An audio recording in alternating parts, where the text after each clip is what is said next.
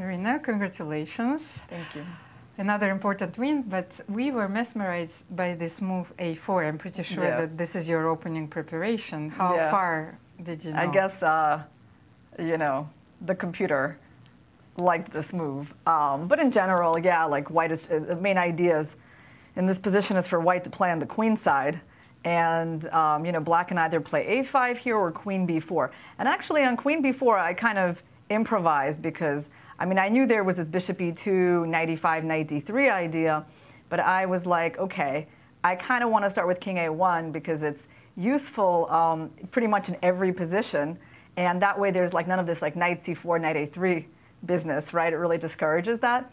So that was me basically like disagreeing with the computer and, you know, trying my own thing. But eventually I went to the, you know, bishop E2 plan. Well, so king B8. And we had the feeling that everything went your way in this game. It was a very clean game, so your opponent failed to find any counterplay.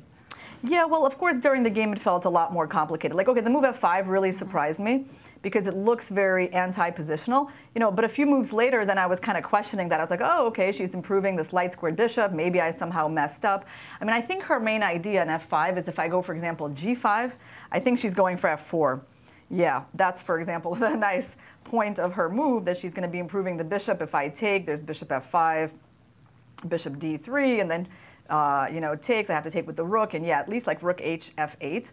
And basically, I have a lot of weak pawns, and so I didn't want to go for that. So it wasn't like so simple for white to just take the dark squares. So I played knight E5. Yeah, she played knight D7, knight D3. Here was like a really big thing for me after queen D6, because again, I was thinking, should I go for G5 and allow her to play H6?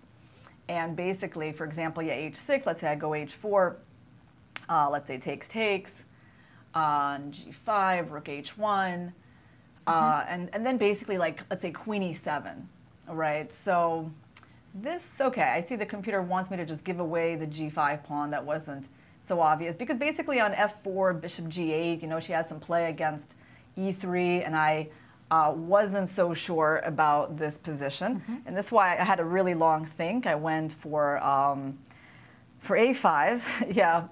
And then I kind of realized, okay, she wants to take on G4, play H5. It seems reasonable. We can go there. And she took with a knight. Yeah, I'll tell you what I think was my best move of the game. What's coming up? We like the knight. Yeah, A4. knight A4. Like, okay, that's pretty standard. This, so she went for this, and then I think this rook HG1 was like kind of important. Yeah, like because I have some choices. I can take on G6, but I think this move, yeah. No, I mean, it's funny because at this point I was like, oh, my conception has worked out, right? Like I hadn't been so sure, but at this point I was like, this is really quite nice. And after knight E4, white just has like a huge choice of how to play. You know, A6, B6, and I'll just tell you the other big line that I thought about after A6, B6. I was thinking about F3 here with the idea like knight G3. Yeah, because knight F2 doesn't work. And then, okay, I was looking at E4. And I thought this was really good. I mean, she kind of has to play knight H5. I'm probably going to win a pawn. So it was kind of like a question of choosing, yeah, between this position. And here I was even going to go like bishop C2 and then E5, you know. And it was a question of like choosing between this position and the other one. And it was quite a difficult choice because they're both good. But here your opponent is completely deprived of any counterplay, so you converted. Yeah. I have to say rook DG1, yeah, my technique was not so bad here because at first I was just going to take the pawn, but then I realized like, no, I should not just make automatic captures. I think Yasser taught me that one. What have I done? Yeah, I'm innocent. We discussed the fact that maybe I should see some, you know, kind of intermediate moves first. And yeah, B4, like that whole thing worked out quite well. So I mean, it looked like, yeah, my technique was all right here. Yes, and Irina, one question once again. You know, if you wouldn't be a chess player, yeah, what job would you choose? Yeah, wow. I've always enjoyed writing, so that's one possibility.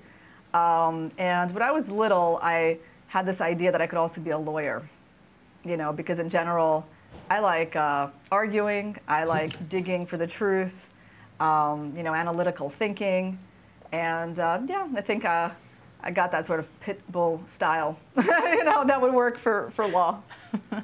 Thank you very much, Irina, and congratulations once again. Thank you. Absolutely. Our congratulations as well, Irina. I mean, Yes. bouncing back after a very, very tough loss in Very the manner impressive. that she did. Hat tip, just very